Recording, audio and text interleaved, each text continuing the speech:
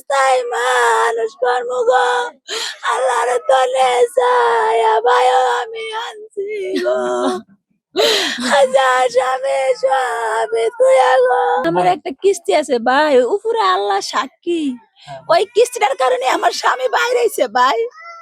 আসল মূল গম সমস্যায় এক জায়গায়, ওই কিস্তিটার কারণে আমার স্বামী ঘরের বের হয়েছে।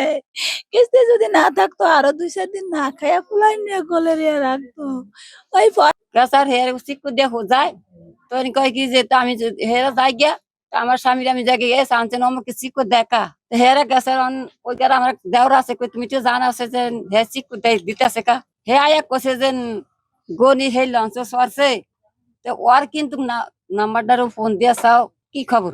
আমি আমার ছেলের বোর্ডারে গেছি যে তুমি যে আমার ছেলের দায়িত্ব ফোন দিয়া চাও ছেলে কি করতে আছে মোবাইলে টাকা নেই কোনো দিতাম পারি না আলাদা করে আনিয়া টাকা দিছি ফোন রিসিভ করতেছে না। ঘুমাইয়া ঘুমাইয়া লঞ্চ চালাইয়া লঞ্চে আর আমার ভাই যেই লঞ্চ উঠছে ওই লঞ্চের দিয়ে আমার বাইরে আমরা লঞ্চ চালাই আমার বাইরে খুন করছে।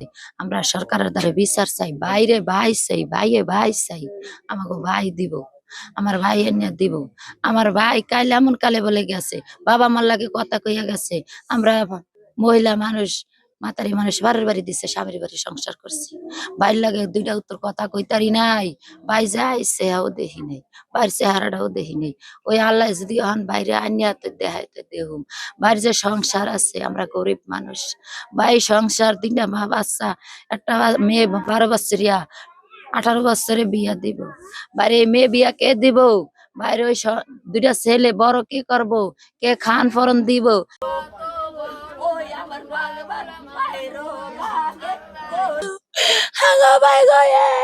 কথা তোমরা কেন